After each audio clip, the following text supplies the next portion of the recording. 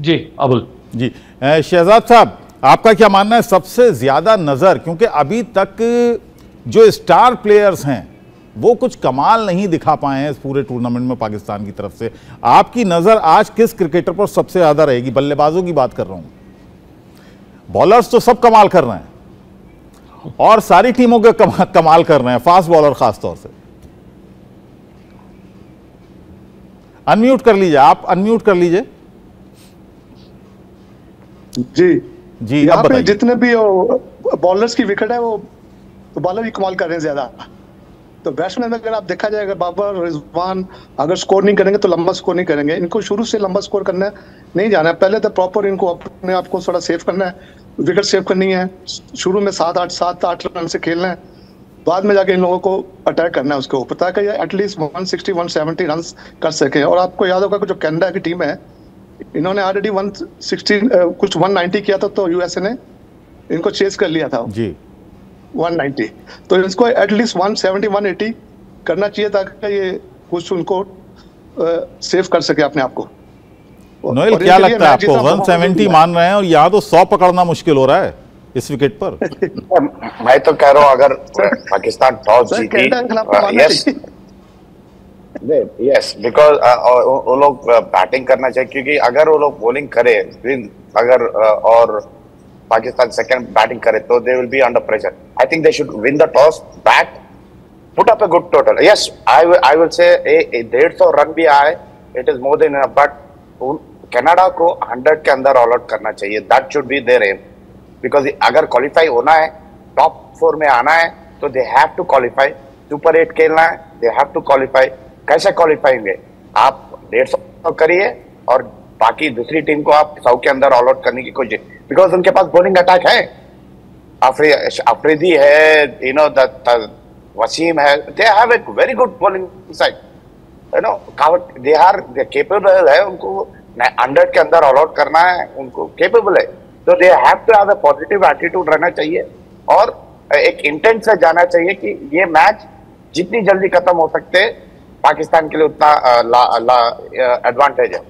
जी तौसीफ साहब, क्रिकेट की अच्छी ट्रेनिंग होती है, क्रिकेट बहुत अच्छा जानते हैं जो प्लेयर्स हैं, इसमें कोई दो राय नहीं है, लेकिन एक ट्रेनिंग प्रेशर की भी होनी चाहिए, क्योंकि जो ये फॉर्मेट है ना 2020, इसमें 2 डॉट बॉल का मतलब है कि बल्लेबाज की बेचैनी 7वें आसमान पर होती है और वहीं वो गलती कर देता है।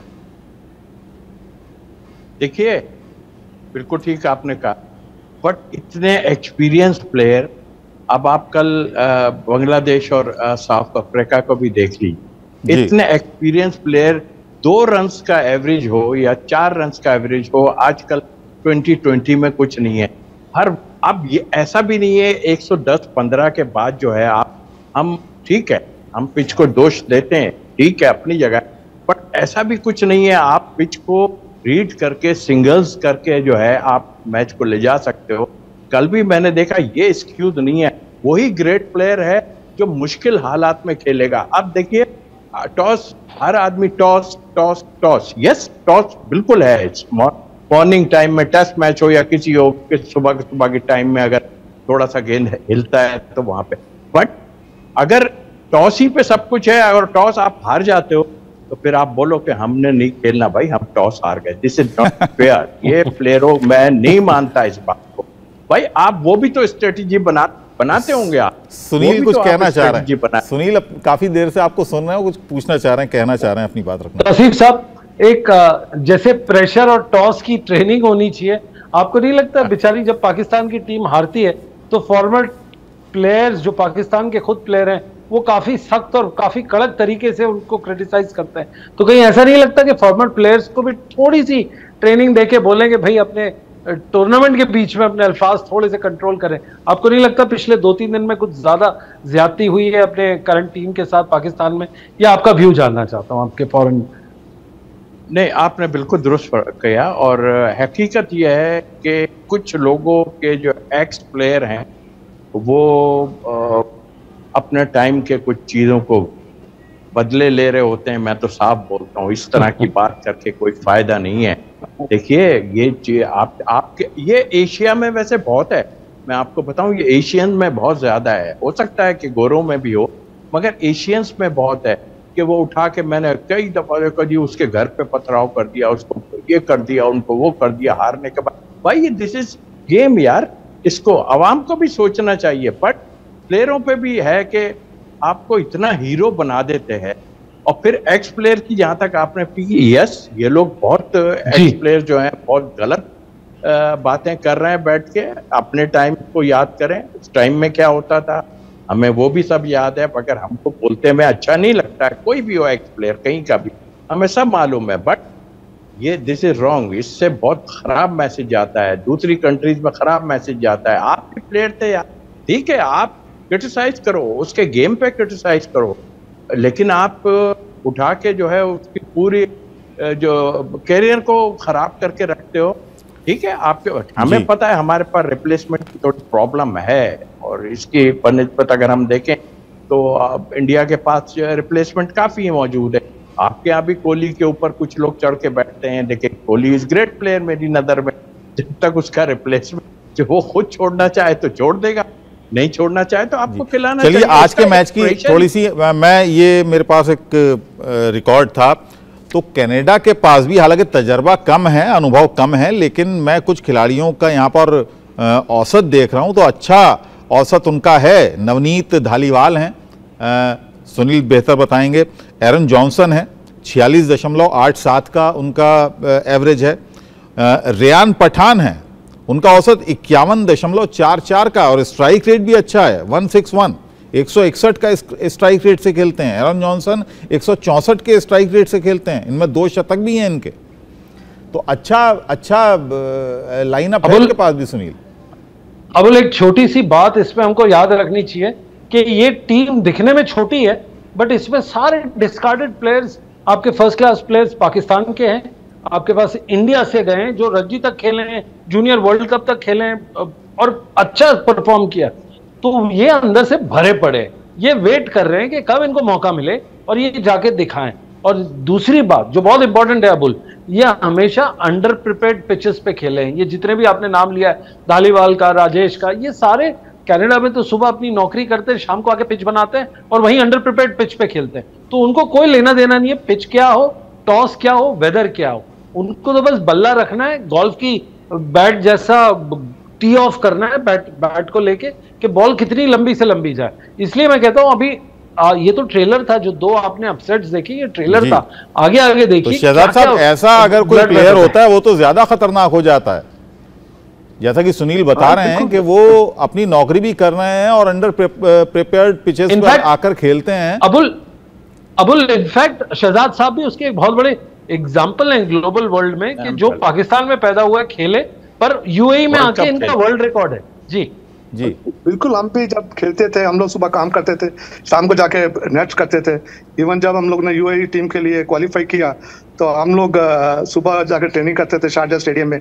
मदन लाल साहब हमारे कोच थे, हमें 5 बजे बुला लेते थे, 9 बजे छोड़ते थे, फिर हम ऑफिस जाते थे, फिर शाम को हम लोग आ जाते थे। तो बहुत डिफिकल्ट होता है जो आदमी काम करे और क्रिकेट भी खेले और इतना हार्ड वर्क भी करे, फिर इसके बाद वो परफॉर्म करे, तो मैं बोलता हूँ वो तो सोने पे सुहागा है जी। बढ़िया है, कहते हैं ना कि तपकर कुंदन बनता है, तो वही हाल हो जाता है इन प्लेयर्स का।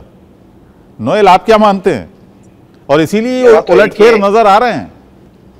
बिल्कुल, देखिए unknown devil is better than a known devil बोलता हूं, बिकॉज जब कनाडा के प्लेयर्स अननोन है, ये वर्ल्ड में ये लोग है ना, they are not known, they are जैसा सुनील सर का है no, they play the league, काफी रणजी ट्रॉफी प्लेयर्स है, पाकिस्तान से प्लेयर्स है, it's a mix combination of players, they are unknown, किसी को पता ही नहीं है कौन क्या करता है, दे नो बड़ा नाम नहीं है।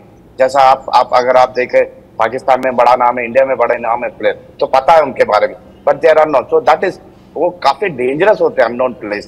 दैट्स व्हाई आप देखिए काफी एसोसिएट जो टीम्स है, अच्छी टीम, वो बीट कर रहे हैं बड़ी टीम्स को, बिकॉज जब आपको पता नहीं है ऑपोजिशन क्या खेलती है, देन यू कम अंडर थोड़ी कंफ्यूजन और प्रेशर होती है। एंड आई फील दैट आज का मैच थोड़ा it is going to be the same cause, क्योंकि विकेट पता नहीं क्या है, it is on a slower side या it is going to be same like lateral movement, काफी अनप्रेडिक्टेड बाउंस रहेगा। तो आई थिंक पाकिस्तान को थोड़ा they have to be on a high alert note और काफी अच्छा खेलना चाहिए टीम के ऐसा। और कैसे अपने आप को कूल रखें तौसीफ साहब, ये थोड़ा सा मैं चाहूंगा कि वो ऑस्ट्रेलेशिया कप का जो आपका तजर्बा था वो भी थोड़ा जो आज के पाकिस्तान के प्लेयर्स हैं वो बता दें, किस तरह का प्रेशर था उन 2 गेंदों में आखिर की चेतन शर्मा की, जिसमें एक पर आपने बिना बल्ले पर लगे और आप भाग पड़े थे।